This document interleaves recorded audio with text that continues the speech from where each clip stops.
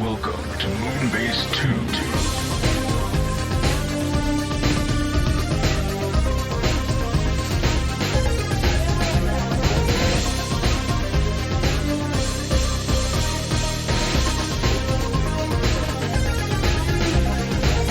Hello, everybody, and welcome to the Moonbase 2 podcast. My name is Andy, Decade Andy, and I'm joined by the toys on my desk and the voices inside my head. Mikey is not here today, and I could not grab an individual to fill his girthy, mighty feet. Mainly because I cut his feet off, scooped out the insides. I have skin shoes or socks. They're probably more socks because they're not thick enough to be shoes. We have skin socks, and no one can fit into Mikey's skin socks, unfortunately. So you're just going to have to deal with me this week. It's probably not going to be a long show. Once again, the news is a little bit on the drippy dry side, but I'll try and make it as entertaining as possible. That's always the hope. Whether I'll succeed or not, I mean, that's the real question. That's for you, the person at home, to decide. Hopefully you don't come just for Mikey and tolerate me, because you've got me for the entire thing. So, we may as well kick off talking about third-party stuff. As usual, DNA Designs is doing the DK32 upgrade kit for the SS, not 60, 8607 Dinobot Slug. You might think to yourself, Slug seemed pretty fine. What could he possibly need, Annie? Well, let me tell you, person at home, exactly what you needed for him with this upgrade kit. You get one pair of red horns to replace the translucent ones to make him more, not toy accurate, what's it called? Cartoon accurate, I will say. The horns do make him look a little bit nicer. As his mane, it's not a mane, Mikey's not here. We'll call it a mane. The weird shell mane around his neck is beige, and the horns were beige as well. The red horns do help stand out, so that's nice. Give a bit of a pop to it. He gets his classic Dinobot sword. It looks like it is translucent plastic, so it looks like a gummy-flavored chew toy. And I don't mean that in a bad way, but in some shots it really does look like something you can have a little nosh on, and you'll be, ooh, Strawberry, my favorite flavor. I do like a bit of Strawberry added into my diet. There's going to be 2 extra parts to transform the tail into a battle shield. You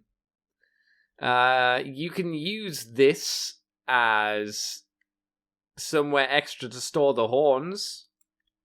So that's interesting. What the piece is I don't even know how to describe it.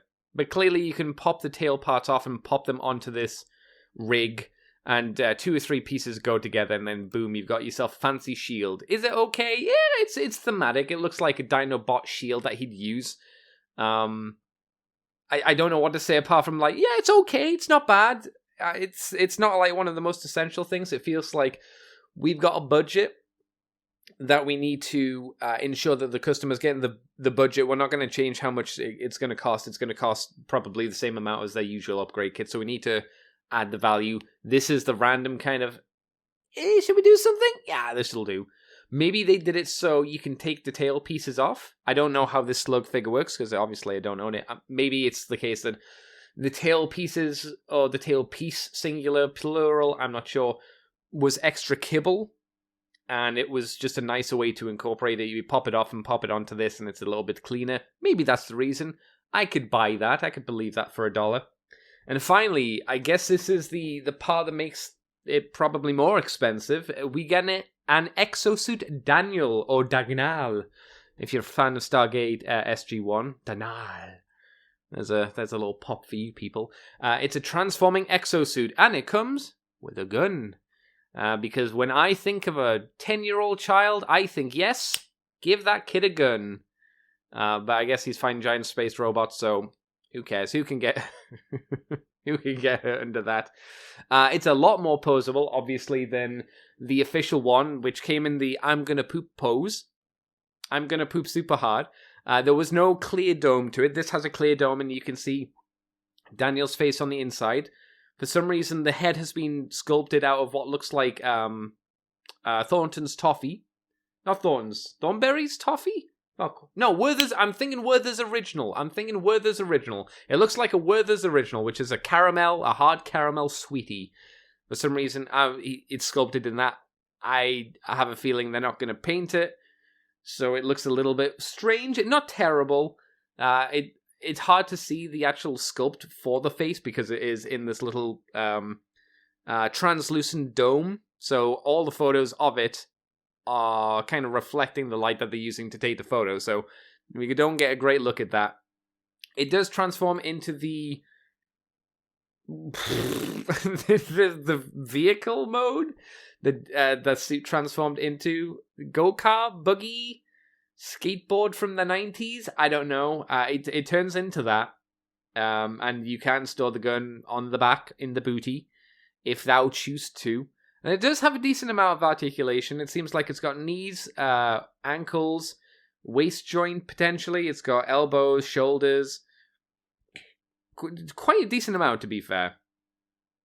So it seems it's less of an upgrade for Slug, and more so, do you want a decent looking Daniel and maybe some nicer horns? That's how it feels. Oh, and the sword, I suppose, as well. Not an essential upgrade kit by any stretch of the imagination. Is it a minor improvement? I suppose so.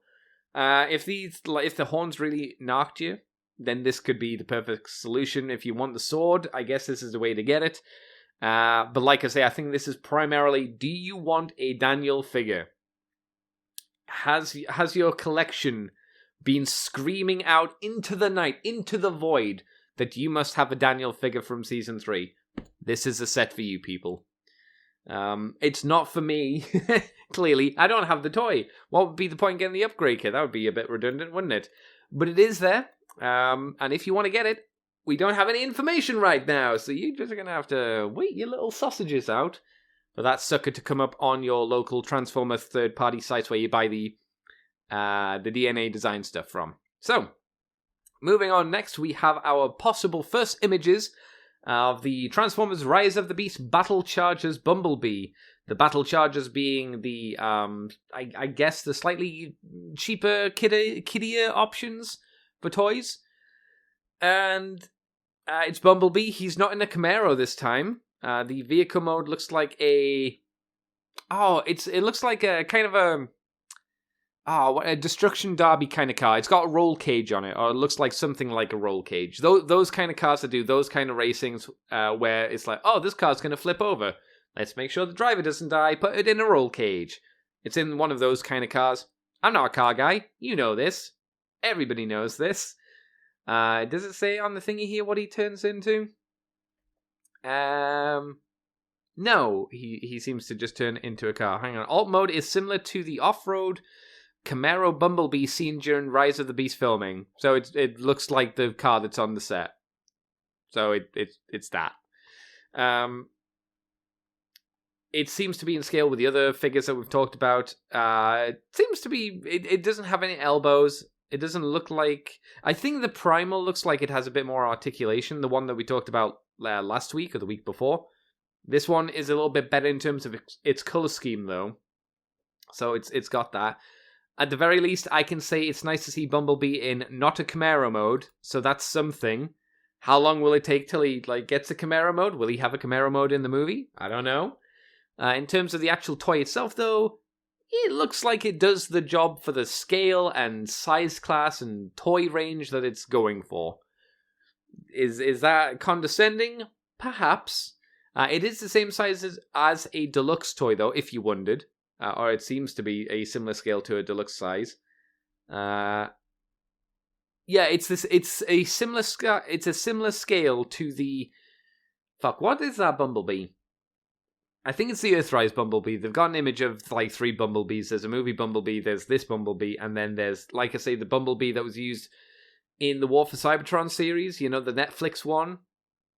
I think it's the Earthrise Bumblebee. I'm pretty sure. So it's about a little bit taller than that Bumblebee, but not by a huge amount.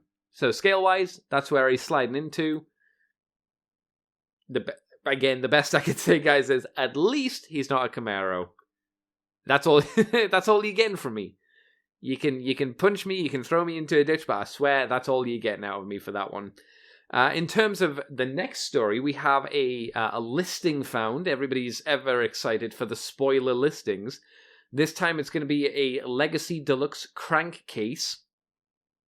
My boy, who I prefer to remember as a toy than anything else.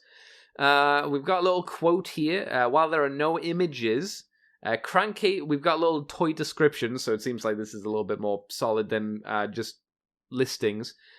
Crankcase action figure converts from robot to off-road vehicle mode in 14 steps. Remove the front grille of the vehicle to reveal a large blaster accessory. I'm a little disappointed it doesn't end with an exclamation mark, if I'm honest. But okay. There's also about the item, so we may as well go through this. I don't think it's going to be amazing, but G1 inspired design.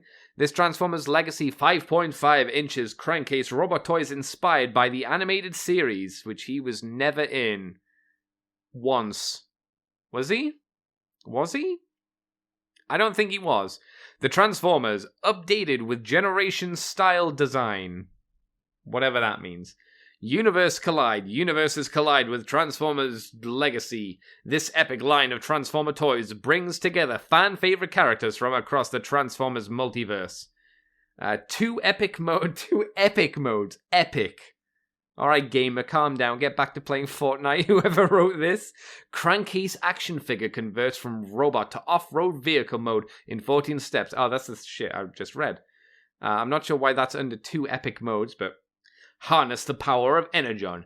Gear up with the most powerful substance on Cybertron. Energon! That's with an exclamation mark. This Transformers Crankcase figure comes with Energon blaster accessory that attaches in both modes. And then finally, scan the code. Scan the code on each package to reveal the character's tech spec from across the multiverse. Collect other Legacy figures to reveal their character tech specs. Each sold separately, subject to availability. Coming to a toy store soon. So there you go. Crankcase. Keep it coming, boys. Woo, woo, woo. Will they do the rest of the Trigger Masters? Were they called the Trigger Masters? Triggercons. No, Triggercons. Yeah, there was Crankcase's Ruckus. There was the Plane Dude, who I never remember, but it was him. And I think there was like one or two Autobot ones, but no one cares about those ones. Crankcase and Ruckus were the ones I remember the most because my friends had them. Nice. Okay, I'm down for an update of Crankcase. He hasn't really ever been touched, so even though this again is just he's more G1, it is something new. It's something a little different, so I'll take it. I'll take whatever I can as a positive at this point. I look forward to seeing Crankcase. I hope they do a good job with him. And primarily, I hope they have the over-the-shoulders guns that he has. There's no reason why they can't do it. I don't expect it to be spring-loaded. I don't need it to be spring-loaded. Just have the ability to have the over-the-shoulder guns there, or not. And it'd be nice to have them available in vehicle mode as well. Other than that, cool. We'll wait and see. More toy stuff. Transformers Kingdom Cheetor concept figure revealed. So courtesy of Hasbro's designer Mark Maher? I don't have Mikey to correct me. Maher. He put up via his Instagram a never-before-seen Transformers Kingdom Cheetor concept figure. It's a little description of what this is, or what was said. Beast Wars will always hold a special place in my heart. It was a series that got me back into Transformers. Excuse me. I had left, but Energon was always still flowing through my veins. That's, that might be blood poisoning, my friend. Since toy making and engineering came such a long way from the late 90s, that is true. It was a perfect time for a resurgence. The idea of making Maximals and Predacons as close to the real thing as possible was just so cool. Kingdom series literally knocked my socks off. Okay. Here is the first initial concept figure for our lovable Cheetor. I was allowed to paint this without any restrictions to hard sell the concept. I had no idea that later on it would be designed. That I'd be designing the Netflix release later on. Okay, so he was the guy that did the coloring for the Netflix version. So this version of Cheetor, the never seen before one, I think has some positives and negatives to it. I think one really big positive is the Cheetor mode, Chef's Kiss. It looks really good. It is not posable. It's, is it fair to say it's a shell former? Kinda. It reminds me a little bit of, like, Big Convoy. Not in the fact that he has all of the cat on the back. Or rather, Big Convoy has all of the woolly mammoth on the back, obviously. More the fact that in the animal mode, he transforms and you leave him. You just don't touch him because he don't do shit. So, yeah, the Cheetah mode, 100% way better. Guaranteed. Robot mode, I don't think looks as good. It looks like a prototype. The chest area and the groin area especially look pretty ropey. The head looks like it's not finalized and would need a few more runs to get like the detail and everything on there. Overall, is it a better version of Cheetah that everybody would have preferred? I don't think so. And I think generally, if you're trying to sell it as a toy, making like the animal mode posable as well, I don't know if the kids need that. I think it would market better with kids if you did it that way. Rather than, he's a cheetah now, and then you just kind of doop with him. I don't know. Maybe I'm wrong there. That's just the feeling I get. But it's an interesting concept stage. I definitely think it's cool to see these concept figures, rather than the sketches. Sketches are always cool, but when you see like an in-hand prototype that's vastly different from what we actually get, I think that's a little bit more interesting. But it's certainly a concept with lots and lots of issues, so in its own rights.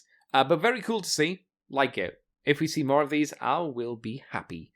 In a smaller little segment, because there's not much to say apart from this is a thing, Hasbro Plus Germany website has officially launched. So, if you live in Germany, you now have access to the eu.hasbropulse.com registration. And now the Transformers community in Germany, you've got access now, a better access to Hasbro Pulse and its services, for better or for worse, depending on what you think of the site or the platform or the service in general. I heard some rumblings from the Canadians that, oh man, it would be nice if we didn't have to order through the American side and then have to pay import charges because it's a bit rough for them. I don't know how bad it was for, obviously, Europe in general to get the stuff from the UK. Probably a little bit shitty, I would imagine, just because I think Hasbro Pulse might be an island. I don't know. Either way, it's probably better just for Europe distribution, for there to at least be one thing, at least in Germany. Whether it spreads to other regions in Europe, I don't know. I don't think it will. I think they might just use Germany as a base and then go, okay, the shit can spread from there. Could be wrong, but that's maybe just how I see it from that kind of perspective. Final story, yeah, we've already boshed through it because there's no one to talk this stuff with, so what can you do? It's, again, just a small one. TFCon Toronto, they're doing Vince DiCola. Well, they're not doing Vince DiCola, obviously. They're hosting Vince DiCola, the composer, from many a thing, including Transformers movie. He's going to be going to TFCon Toronto, which is July 8th to the 10th, 2022. That's this year. It's coming, boys and girls. Get licking for it. Why was I going to say get licking for it? Get licking for it, kids. Get ready for it, kids. And hopefully you'll have a good old fun time and meet some fan people and buy some fun toys and whatnot. That's probably something that you can do if you choose to. I don't know what the whole convention situation is overseas or anything like that, because I can't go to any conventions at all, so I just don't bother looking at them or what's required to get to them anymore, because it's just like, well, they're off the table, so why bother looking, right?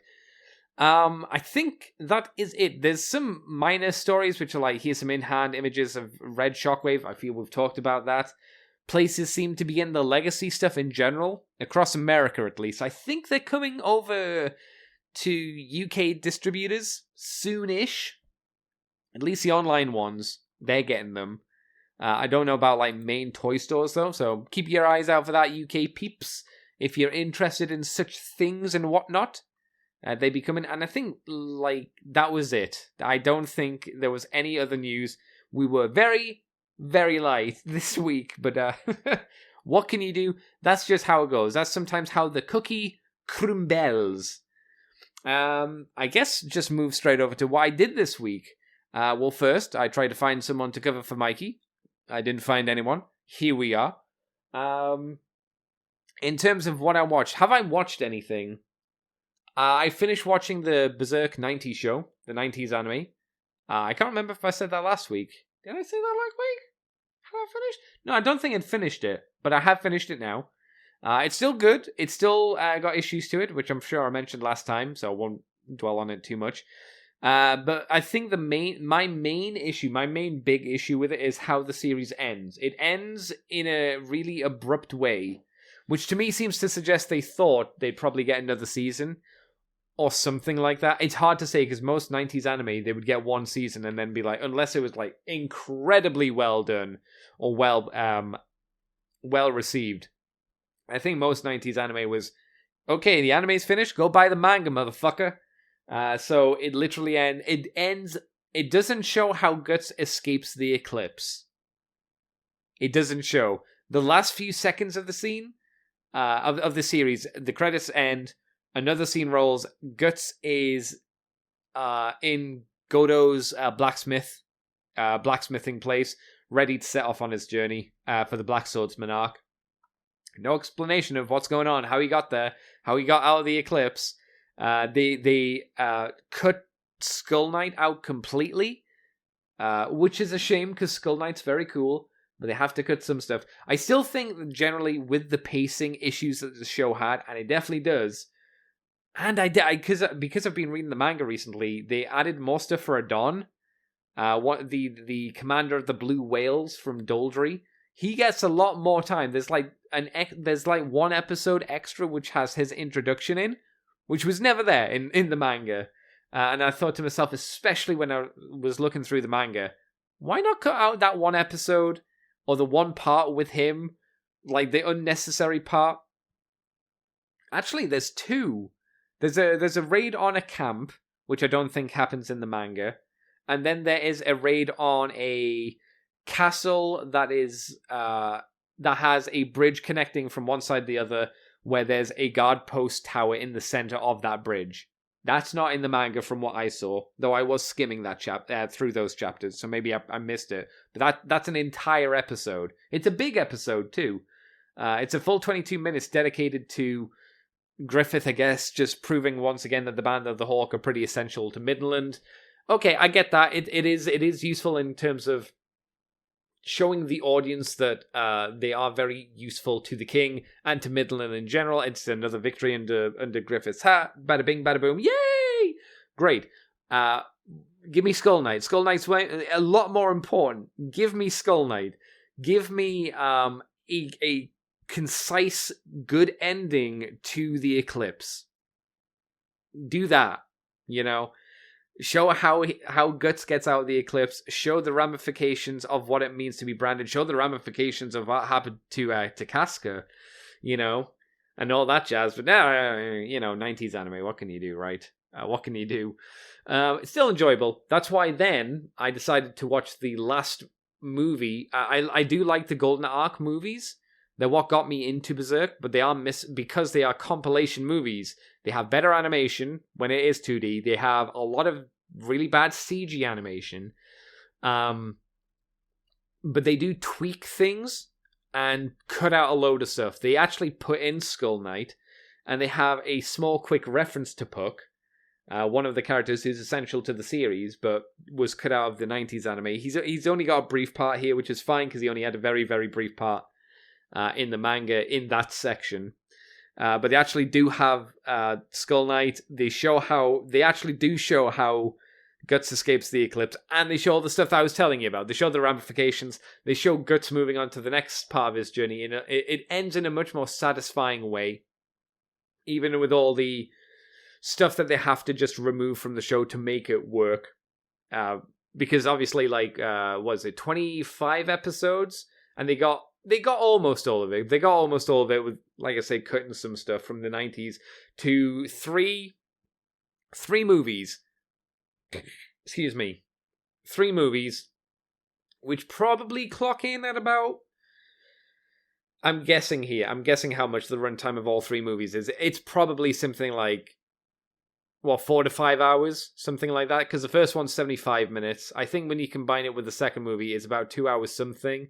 So yeah, maybe it's about 3 to 4 hours, maybe 5 at a push, but yeah. Yeah, so you compare the time, and it's like, yeah, they obviously had to cut out fucking loads. It's crazy. But anyway, Berserk, good times. More Berserk stuff. I got volumes 3 of the deluxe deluxe manga, the big ones. I got volumes 3, and I have bought volume 6. I'm waiting for that to arrive in the post. Fan Dabadozi, I've been reading the books as I've been getting them. Again, very cool, enjoying it a lot. I'm on to volume 5, and where am I? I don't know the chapter, but we open it up. It's just after the eclipse. Actually, I can tell you. Armament. It's Armament, yeah. So I just finished the Demon Infant story. I don't know what volume it is, but yeah, we're right at the start of that. Guts is about to... I think from what I remember, because it's been a while since I've read from here, he fights an apostle, gets the dragon sword, or the dragon slayer, and then from that point sets off to the conviction arc. Or at least he's about to start on the way to the conviction arc, which is just him fighting a very cool, like, butterfly, fairy, butterfly, fairy apostle, because he's off on the way to get to Casca. And then volume 6 will be more of the conclusion of the conviction arc, I assume, and the rebirth of Griffith, I think. But again, I'm not sure. Yeah, it's great. If you want to read Berserk, and you want it in a big old physical format, as I take a good old whiff, the Berserk Deluxe editions are the way forward. They're big, they're very big, compared to a manga, and they're dense, thick books, hardcover, quite nice. The only thing I'd like is maybe the front cover to be a little bit different. All the front covers are exactly the same. It's black. It says Berserk Deluxe Edition, and it has the brand, the brand of the demons on the front. I'd like maybe this. I don't need it to be like super fancy or super detailed. I'd like the brand symbol to change. Like you could have Griffith's sign. You could make up some other insane. Maybe the worry is like keeping it all consistent and looking nice, and that's probably the idea behind it. It's just me being anal, I suppose. Wanting something a little bit different. Nothing major, just something a little bit tiny to make each volume visually look a little bit different from each other. But again, it's not a big deal at all. It's just like that'd be cool if they did. I did also get the Dogs of War, the Warhammer Armies book, the Dogs of War, which is kind of the last of this edition of Warhammer. It was the last one I got. And you can see the style change in the books. So it becomes a lot more written like it's been taken from the world itself. So there'll be like snippets and little things stuck all over the place to make it feel less like just a book and more like, oh, this is a piece of fiction explaining to you the characters and the units a little bit more. Because the Dogs of War, the way that the army works is it's a mercenary army. So the idea behind it was you could either run a Dogs of War faction, or you could hire them out. Oh, sorry, other factions could potentially hire them out and be like, oh, you want to hire some archers? All right, well, here you go. You can hire some archers. You want to get some cannons into your army because you've got no artillery? Well, okay, you can hire our cannon dudes. The same for crossbows, shielded crossbows, stuff like that. It's a great book. Very cool. It's much more expensive than a lot of the books of this era. It's like 40 quid basically, but the condition of it, thankfully, is very good. It's not brand new. There's like really minor, very, very minor scuffs, but it's really nice to have it back in my possession again after all these years. It's got some fantastic artwork in. I love it, so that's nice. I got that. And the last thing, the last two things I suppose I can talk about is I didn't mention it either times previously because we didn't have the time because other topics came up or Mikey had big things to talk about. I got the Alley Viper and the Battle Android Trooper from the G.I. Joe Classified line, finally. They came in. Battle Android Trooper is really, really sick. He has 2 extra pieces which you can use to cover his like robot greebly details. One is smooth, one is damaged. But I always run it, old school style. So you have these circuits exposed because visually it just looks better, right? It just looks better to have that. He comes with interchangeable arms, so you can have him with hands, or you can have him with a like power pinchy claw, so you can tweak people's nipples and whatnot and give them a good old twist.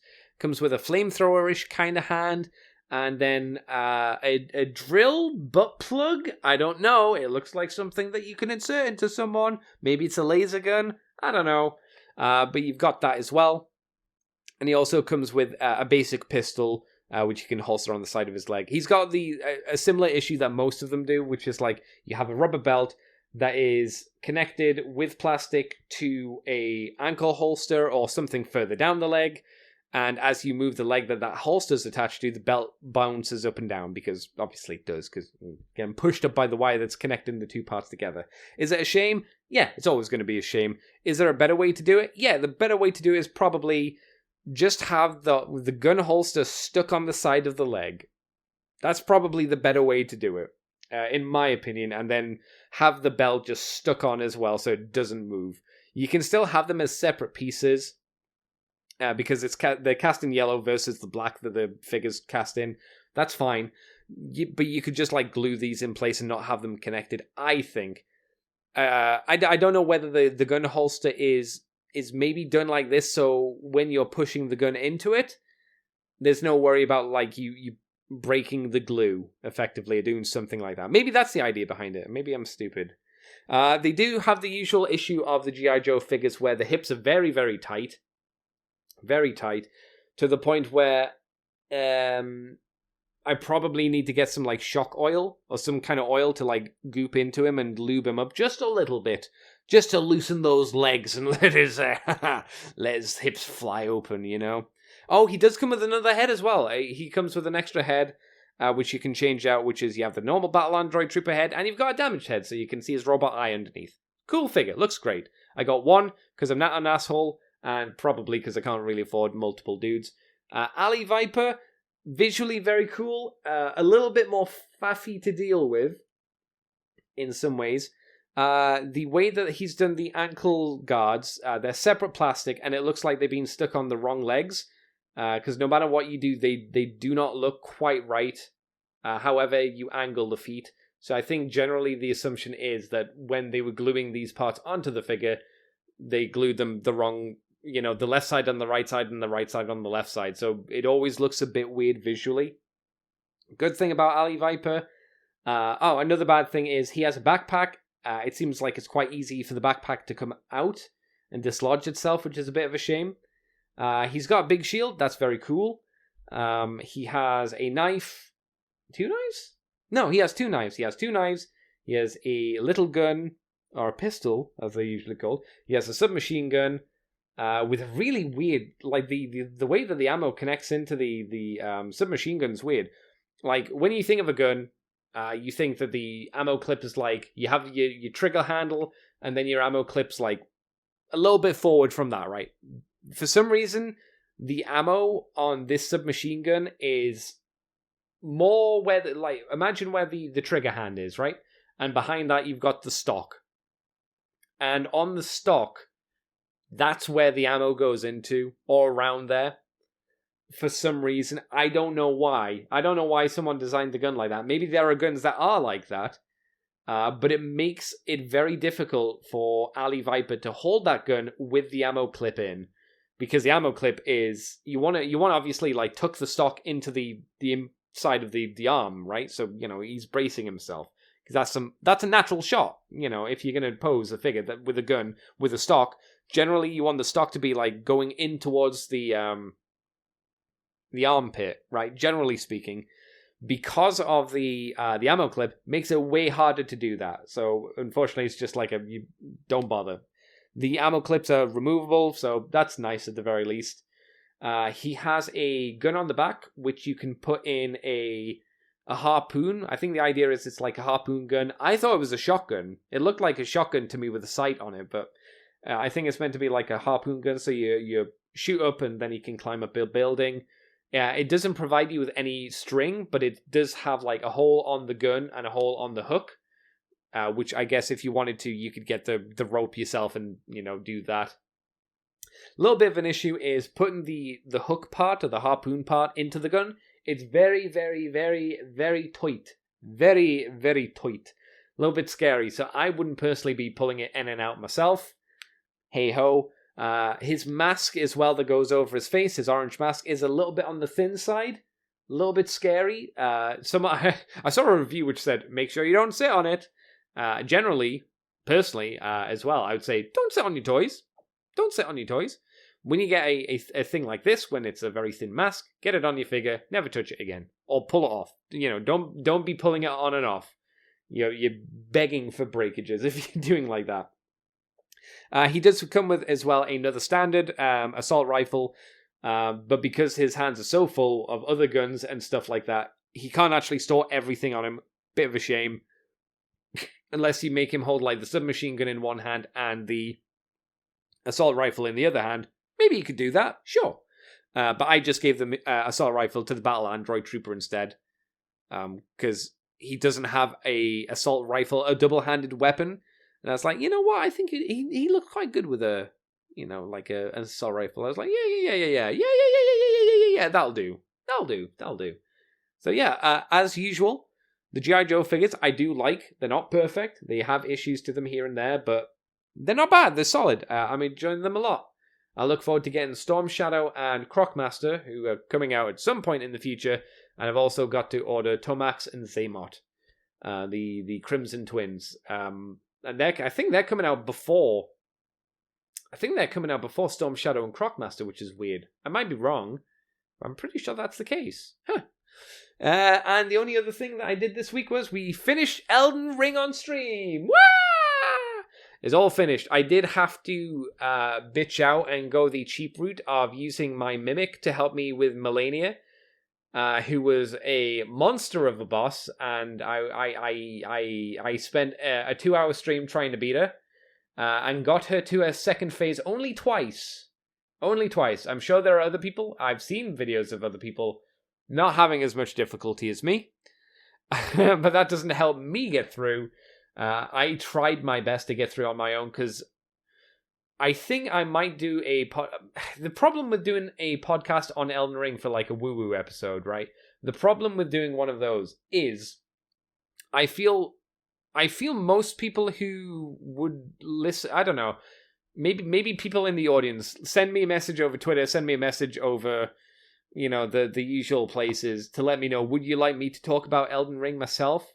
Because I think there have been a lot of people who've talked about Elden Ring, and I'm not sure if I would add anything of significant value to the conversation. But if you're just interested in hearing my thoughts about it, I could definitely do a woo-woo on it. That'd be fine by me. Generally, overall, I really enjoyed it, though. It has a lot of issues, but I had a very enjoyable time with it. I think it is a very good experience. It's not a perfect experience, and it's got multitude of issues, but I got very engrossed in the game, and I'm playing it with multiple characters to just try different things. So yeah, Elden Ring, who knew it was such a fun game, right? It's not like everybody's been talking about it. Whoops, as I hit my desk. And it's not like everybody on stream has been playing it as well. Ha ha ha ha. Yeah, so there you go. Elden Ring. We finished Elden Ring. I won't be streaming that potentially for a long time. What will I play instead? We've still got Super Robot Wars to go back to and finish. We've also got Total War Warhammer to finish a campaign on, which I have yet to do on stream, so we've still got one of those to do. What else do we have to do? I tell you what I would like. I'd like to buy Sekiro, because I wouldn't mind. It's the only FromSoft game, of the Souls-esque series that I haven't played yet. My issue with it is, on Steam, it never drops in price. I think I've seen it go on sale once, and it was for like 10%. And its price is, at the moment, $49.90. And like I say, it was released in 2019, and I've only seen it once have a 10% reduction in it. So that's a little bit poopy, stinky, ha ha ha, to me. But I would like to play it at some point in the future. I guess we'll just have to wait and see. Keep my peepers open. Now that I've got money, a little bit of money coming in, maybe I'll be able to change that in the not too distant future. I guess we'll have to wait and see. AO chat? AO. By chat, I mean people listening to the show. I'm stuck in Twitch mode at the moment. Is that it? Is that my significance of all the things of value? Yeah, because I haven't watched Kamen Rider. Osama ranking, I think, was done. So yeah, I think that's it. Like, unsurprisingly, this has been a short show. I hope it's been of some entertainment value. I've given you about 40 manwits of me just spouting shit. I did do a podcast earlier tonight, a mere few hours ago, in fact. I was on the Fluff and Hammer again, talking about Warhammer stuff. If you want to go over to that, I don't know when the podcast will be released because it's just gone. We just recorded it. Just need to be edited and whatnot. But that'll be up on the Fluff and Hammer. And yeah, because I don't have no person to bounce off. I think that might need to be it, everybody. So thank you very much for coming on by. I hope you've had a good time. I hope you don't mind. Next week, I think Mikey's going to be away again. Hopefully, I'll be able to tie somebody down and make them talk to me for the show. We'll have to wait and see. We're going to save the questions because we'll let them build up for... we'll let Mikey have them as well because it's not fair to steal questions from Mikey. That's not cool. Andreas did send a message saying, I've been sending some questions via the Moonbase2 at gmail.com, but they don't reach... somehow they don't reach you anymore. Is the mailbox still valid? Mikey told me that the mailbox is still valid. I'm hoping he sent a message to you, Andreas. If he didn't, send another message over Patreon, and I will say, granted Mikey's away at the moment, but I'll send him a DM, and I'll poke him and be like, so, apparently Andreas still can't get messages through. What up with that? So, let me know, and I'll let you know, hopefully. I'll be the middleman service here and get the messages through, hopefully. But yes, with that, that's us done for the week. It was very short, but I hope you had fun. You can find me on Twitch as Decayed Andy, on YouTube as Decayed Andy, on Twitter as Decayed Andy. And you can find this podcast on the Moonbase 2 forums. We're on Twitter, iTunes, Facebook, Libsyn. We're on Moonbase 2 Transformers Podcast as a YouTube channel. Obviously, on YouTube as Moonbase 2 Transformers Podcast. Wow, brain's dying very quickly. Fun times. Haven't mentioned everything. Oh, ccbunker.weebly.com. We also have the Moonbase Woo-Woo, where I talk about more... Where we talk, not just me, where we talk about more Transformery things in more detail. We have a Go Guy show to go up from last month, which is a few days ago. I just got the files recently, so hopefully this week, me and Mikey talking about Go Guy will go up there. And then we also have the Moonbase Woo, From the Files of Teltran 2, where we talk about comics, and on Patreon, obviously, you get the extended version of that as well. And you get it early, so... Thanks everybody for coming on by, and that'll do us until next week. I've said thanks for coming on by probably 5 times, but I'll see you next time with someone, hopefully. Catch you later, everybody. Bye-bye.